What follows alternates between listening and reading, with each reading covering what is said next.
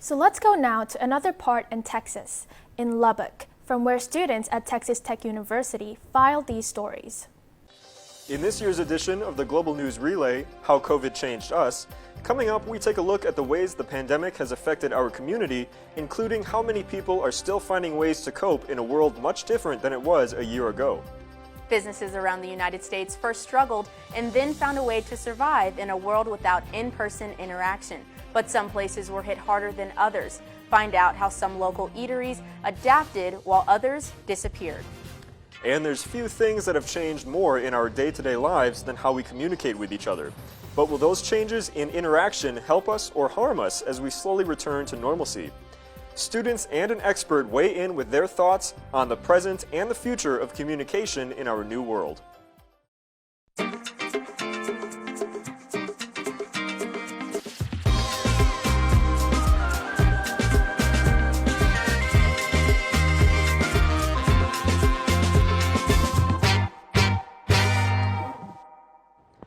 Welcome to the 2021 Global News Relay edition of MCTV. I'm Nick Tauschek. And I'm Krizia Williams. We're coming to you from the College of Media and Communication at Texas Tech University in Lubbock, Texas, here in the United States. Lubbock is one of the cities hardest hit by the COVID-19 pandemic here in the U.S. Lubbock County has recorded nearly 50,000 cases of the coronavirus since the first infections in the city were announced last March.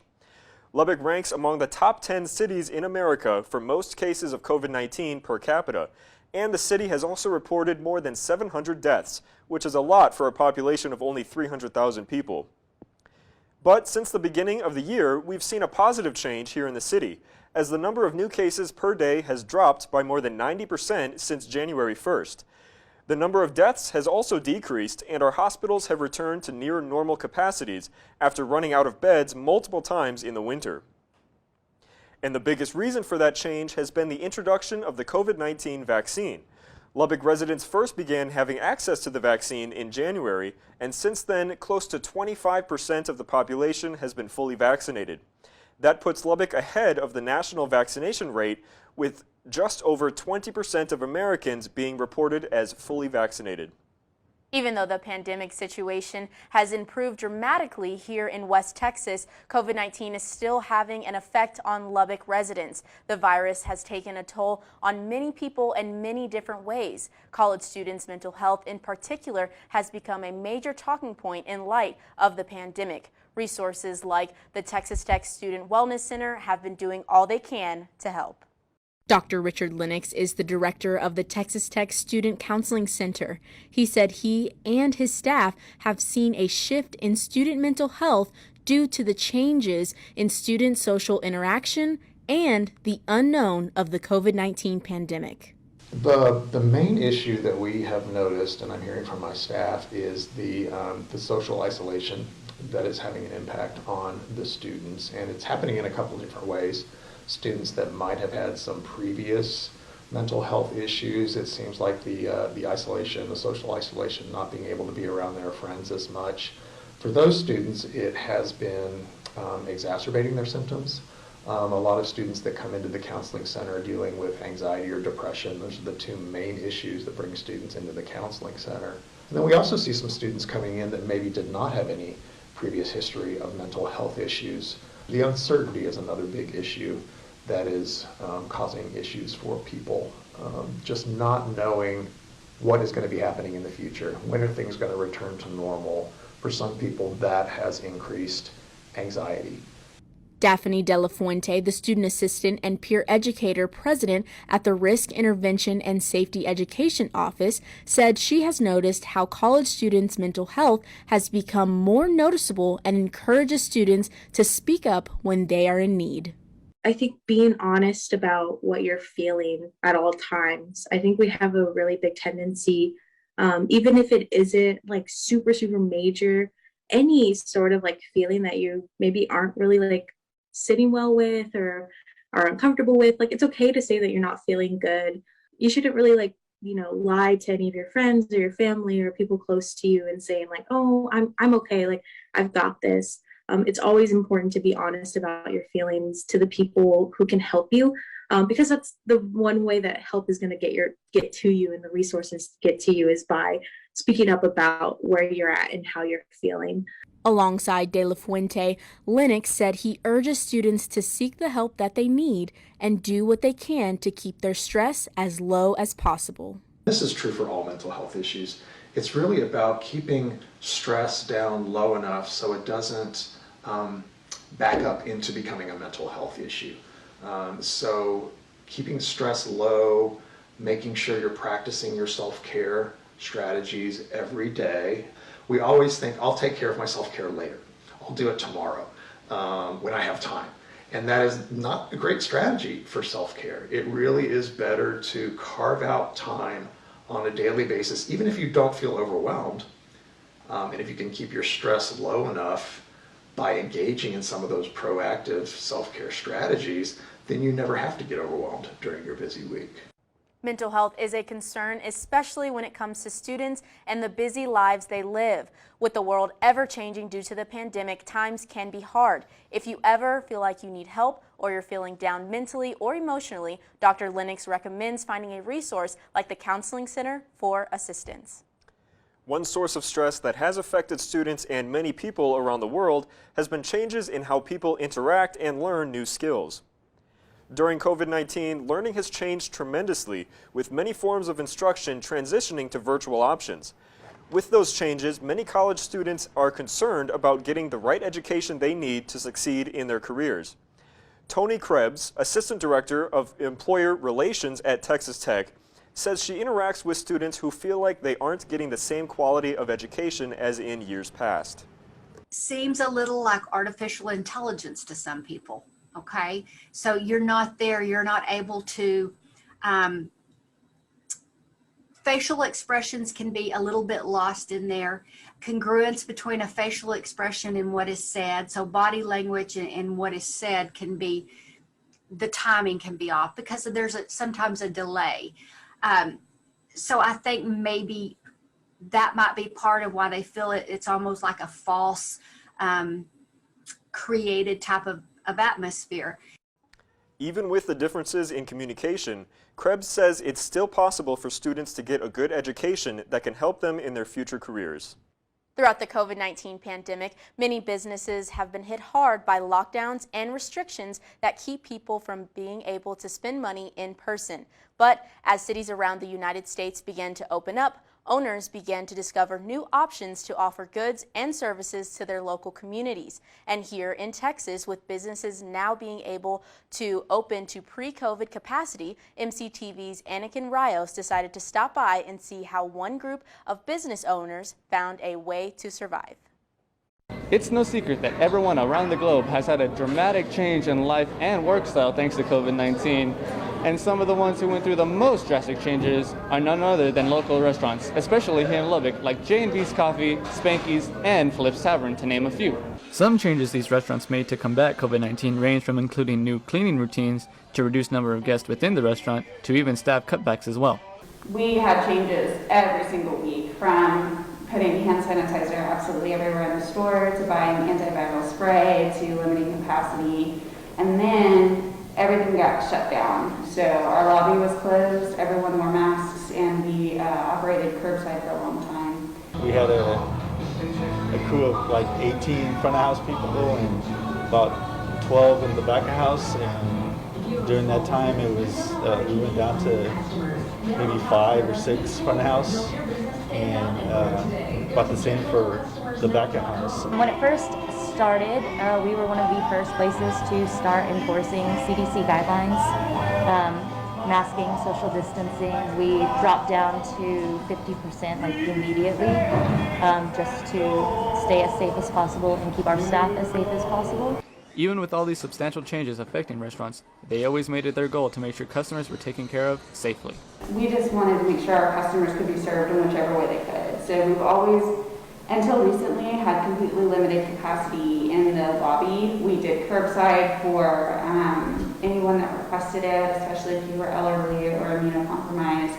But some restaurants found it harder to implement those changes than others. We actually made it to the point to where we had to shut down And we were, going to call it quits until all of this was over and we were going to be able to open properly because, nobody was allowed inside. With the recent change in statewide guidelines, many local restaurants are asking customers to be understanding of the situation as they attempt to serve all guests. Just be responsible and be respectful, especially of small businesses' rules that they're sticking with, whether it be masking or non-masking. Everybody's doing the best that they can in this time and doing what they think is best for them, their staff, their families, their businesses. After all the changes COVID-19 gave us, no one knows for certain whenever we can return to a normal lifestyle. But one thing that is certain is that if we all stay safe, follow rules and regulations, we can make that normal lifestyle a possibility by working together around the globe. For MCTV News, I'm Anakin Rayos. Anakin joins us now in the studio. Anakin, as you visited these local restaurants around town, did you feel like things were starting to seem like normal? Well, to answer your question, Krizia, it did seem like things were seeming to go back to normal, with one exception being everyone wearing these around the restaurants. Did the restaurants you went to see seem to still be following COVID-19 guidelines, even though masks are no longer required and there's no capacity limits? Luckily, yes, all the restaurants I visited were following safety guidelines, and it seems like wearing a mask was more of a personal preference for people visiting the restaurant. Thanks, Anakin. The coronavirus pandemic has had wide-ranging effects on everything from healthcare to transportation and even to basics we take for granted, like sharing a smile with someone out in public. But there's little argument that the biggest change most people have experienced is how we communicate with our friends, co-workers, and even loved ones. So how will the alteration in communication affect each of us long-term? MCTV's Patricia Perry joins us now in studio with more on this story. Patricia? Thanks, Nick. COVID-19 has changed how we communicate completely. With new forms of virtual communication for online learning and business meetings, we are either temporarily changed or forever changed. How has this new form of virtual communication affected students and professors here at Texas Tech University? How will this new skill of virtual communication be beneficial for us in the future? Virtual learning has changed how college students are learning completely. Freshman architecture major Connor Hathaway talks about the disadvantage of learning online. It is definitely very different, and there is probably a lot more of me teaching myself. And that's probably on me too, because it's much harder to get motivated to go to class or to remember class or pay attention to class when it's on the screen, because you're not really there, you're still in your room, so it feels like a completely different place. Online learning does give students the liberty to complete work and class when they can, but it does cut out some social aspects. Freshman Callie Harcrow gives her point of view about virtual learning. I like it because I get my own space and time to do things, and I can do it as I go with work and other outside curriculum. But it's also hard because I don't have much interaction with face-to-face people. This new aspect of virtual learning is benefiting students in a way they may not see yet. Associate Dean for Undergraduate Affairs Todd Chambers shares how this new form of communication can help students in the future. I'm really excited about what the future holds. I think there's going to be a lot of opportunities. We've already seen industries and organizations and specific companies that are already looking for experts and communication specialists who know how to run a virtual meeting, who know how to everybody now is looking for experts and expertise in all types of social media platforms. Although virtual communication has been hard for everyone to adapt to, COVID-19 pushed us to develop these new skills that will be beneficial in years to come. Many are hoping to go back to a complete face-to-face format, but we may be changed forever. For MCTV, I'm Patricia Perry. Patricia, in your interaction with students, did it seem like many of them thought that the changes in communication could actually be a good thing for their future careers? Well, Nick, the students that I talked to felt like it would be beneficial to have this virtual communication skill, but they are worried if they're getting a good enough education to fulfill the requirements for their career in the future. In your own personal experience, what's been the hardest part of virtual or hybrid classes? Well, if I'm going to be honest, it's paying attention. I find it way easier to log on to Zoom and not really pay attention to the lecture or listen to an audio lecture and halfway listen. So I feel like it's a lot harder to get stuff done and do your assignments on time. Thanks, Patricia. So Nick, the theme of this year's Global News Relay broadcast is how COVID changed us. Let me ask you this question. How has COVID changed you? Recently, I've seen that a lot of businesses have sent their employees home to work remotely. So it begs the question, what other opportunities for those of us graduating and going into the workforce are going to be open to us when we do emerge from all of our studies? I'm just very excited for all the opportunities for us. What about you? For sure, I'm definitely excited to have that experience under my belt as I graduate this May. But Zoom fatigue is a thing, so definitely take care of that mental health if you can. That's what I've learned. That's all for our portion of the Global News Relay. Thanks so much for joining us, and we wish everyone around the world health and happiness as we slowly return to normal.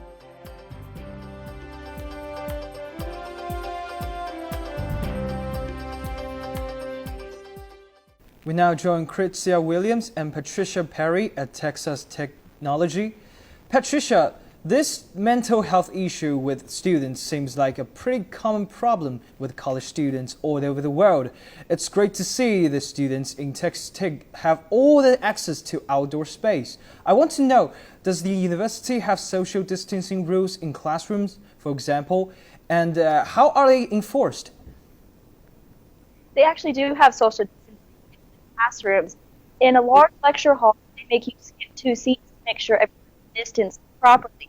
They also have taken some classrooms outside to make it accommodable for larger classes, as well as some classes have smaller registration processes for students to sign up for. I see. So Krizia was also saying that she will be graduating this year. So in fact, now in a matter of weeks. So what are the job prospects like for college graduates in Texas right now?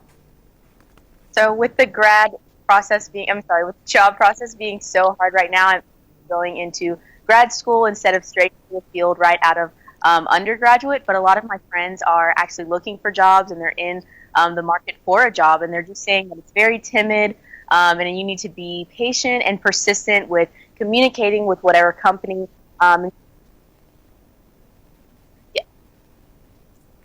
So Krizia was saying that she'll be graduating this year, in fact, now in a matter of weeks. So what are the job prospects like for college graduates in Texas right now? Yes, so the job market is very, very timid. You definitely have to be patient and persistent. I'm actually not getting a job right out of undergraduate. I'm going to graduate school, but a lot of my friends are saying you definitely have to be patient with the process and definitely keep nagging at them to let them know that you're here, you have what it takes to do that.